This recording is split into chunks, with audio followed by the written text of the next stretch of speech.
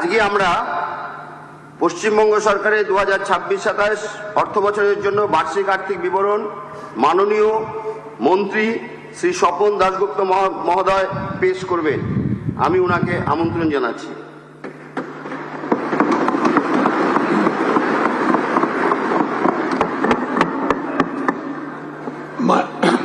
মাননীয় অধ্যক্ষ মহোদয়, আপনার অনুমতি নিয়ে আমি এই মহান সদনে 2026-27 অর্থবর্ষের বার্ষিক আর্থিক বিবরণী ও ব্যয় বরাদ্দের প্রস্তাব পেশ করছি।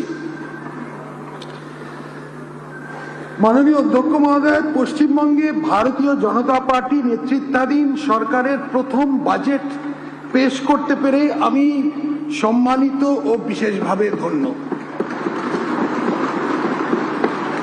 এই সরকার দীর্ঘ বছরের সংগ্রাম এবং আমাদের কার্যকর্তাদের অপরিসীম ত্যাগের ফল। স্যার, গত 4 মে যে রাজনৈতিক পরিবর্তন ঘটেছে তা শুধু সরকারের নিয়মতান্ত্রিক পরিবর্তন নয়, তার থেকে বেশি। এই পরিবর্তন প্রায় 5 দশকের ক্রমাগত অবক্ষয়ের পরে পশ্চিমবঙ্গের জনগণের নিজেদের প্রাসঙ্গিকতা পুনরুদ্ধার করার দৃঢ় সংকল্পের পরিচয়। 19 শতকের মাঝামাঝি থেকে স্বাধীনতা লাভ করা অবধি পশ্চিমবঙ্গ ভারতবর্ষের বৌদ্ধিক, অর্থনৈতিক ও সাংস্কৃতিক চেতনাকে রূপ দিয়েছে এবং দেশের ইন্টেলেকচুয়াল ভ্যানগার্ড ভূমিকা পালন করেছে। দুঃখের বিষয়, আজ আমরা সেই উত্তরাধিকার নষ্ট করে অপ্রাসঙ্গিকতার প্রান্ত সীমায় পৌঁছে গেছি। এই জন্যে যথার্থই আমরা আমাদের সামনের কাজকে একটা মিশন হিসেবে, যা বাংলাকে নতুন রূপে কল্পনা করা ও জাতীয় ক্ষেত্রে তার ন্যায্য স্থান পুনরুদ্ধারের একটি মিশন। পশ্চিমবঙ্গের জনসাধারণ আশা আকাঙ্ক্ষাকে মর্যাদা দিয়ে নতুন সরকার এমন এক বাংলার স্বপ্ন দিয়েছে যা সমৃদ্ধ কিন্তু সংবেদনশীল, আধুনিক কিন্তু ঐতিহ্যভিত্তিক, বিশ্বে প্রতিযোগিতামূলক কিন্তু স্থানীয়ভাবে অন্তর্ভুক্তিমূলক।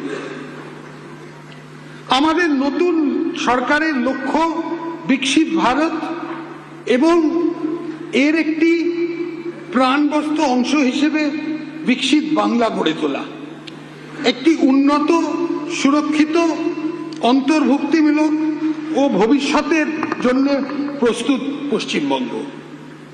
এই ভূমি শক্তি ও ভক্তির ভূমি। আজ যেহেতু আমরা সভ্যতার আত্মা পুনরুদ্ধার অঙ্গীকারবদ্ধ, আমরা জাগরিত শক্তির প্রেরণার ভিত্তিতে আমাদের বাজেট রূপরেখা তৈরি করেছি। আমি এটা সংক্ষেপে বলবো, আমার বাজেট স্পিচটা বেশিটাই বাংলায় বলবো, কিন্তু একটা দুটো অংশ ইংরেজিতে বলবো, কারণ এটার একটা সর্বভারতীয় একটা গুরুত্ব আছে। সেই কারণে যাতে পশ্চিমবঙ্গের বাইরে যারা দেখছে তারা এটা জানতে পারে। প্রথমত, সেবা শক্তি।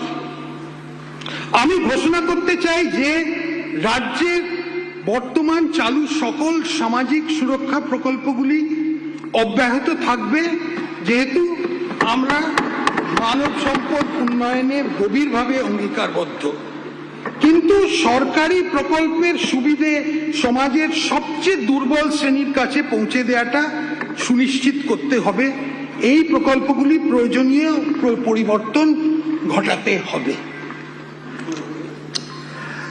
আমি একটু আমাদের ঋণ বোঝা নিয়ে একটু কথা বলব।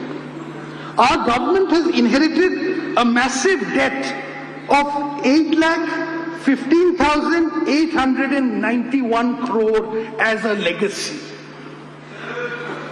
This is a potentially crippling debt. However, with the support of the Government of India and fiscal reforms, we will try to put it on a sustainable path. In this budget, the revenue deficit as a percentage of GSDP, that is the state domestic product, is projected to be 1.02%, down from the revised 2025 figure of 2.07%. The fiscal deficit as a percentage of GSDP will be 2.9%, down 3.40%. And the debt stock as a percentage of GSDP is projected to be 37.98%, down from 38.29. মাননীয় অধ্যক্ষ মহোদয়, একটা দুর্নীতি মুক্ত প্রশাসনিক কাঠামো গঠন করা আমাদের দৃষ্টিভঙ্গির মূল স্তম্ভ। আমরা স্বচ্ছতা, দায়বদ্ধতা ও আইন ভিত্তিক সিদ্ধান্ত গ্রহণের সংস্কৃতির প্রতি অঙ্গীকারবদ্ধ থাকব। রাজ্যে জনগণের আস্থা অবশ্যই পুনরুদ্ধার করতে হবে আমাদের। রাজ্য সরকার নাগরিকদের কাছে পৌঁছতে আপনার সরকার আপনার পাশে নামে একটি নতুন উদ্যোগ নিয়েছে, যাতে দ্বারা 820820, আমি আরেকবার বলছি, 822820 টোল ফ্রি হেল্পলাইন মাধ্যমে স্বচ্ছতার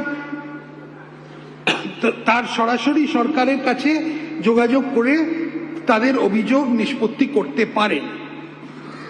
24 ঘন্টা জনসাধারণের নিরাপত্তা ও সুরক্ষার জন্য সম্মিলিতভাবে জরুরি মোকাবিলার উদ্দেশ্যে ডায়াল 112 হেল্পলাইন ব্যবস্থা চালু করা হয়েছে। প্রশাসনিক সংস্কার এর অংশ হিসেবে নতুন জেলা, মহকুমা, পুরসভা ও অগ্নিনির্বাপন কেন্দ্র গঠন করা হবে। নতুন জেলাগুলোর মধ্যে থাকবে কলকাতা, বসিরহাট, সুন্দরবন, জঙ্গিপুর ও আরামবাগ। কাঁথিতে একটা নতুন পুলিশ ডিস্ট্রিক্ট হবে। গোপীবল্লভপুরে একটা নতুন মহকুমা, নতুন পুরসভা হবে। শিব মন্দির, গাজল, চাঁচল, বেলদা, বাগনান, জয়গাঁ, কোলাঘাট, কামারপুকুর, টুঙ্গিদিঘি। নতুন ফায়ার ব্রিগেড স্টেশন হবে হেমতাবাদ, বিনাচাপড়া, করণদিঘি, মানিকচক, ফলতা, কালিম্পং জেলার লাভা ব্লকের গিদ্দাবলিং, গড়বেতা, চণ্ডীপুর এবং কাকদ্বীপ। দার্জিলিং এর ডালি ফায়ার ব্রিগেড স্টেশনটাকে উন্নত করা হবে।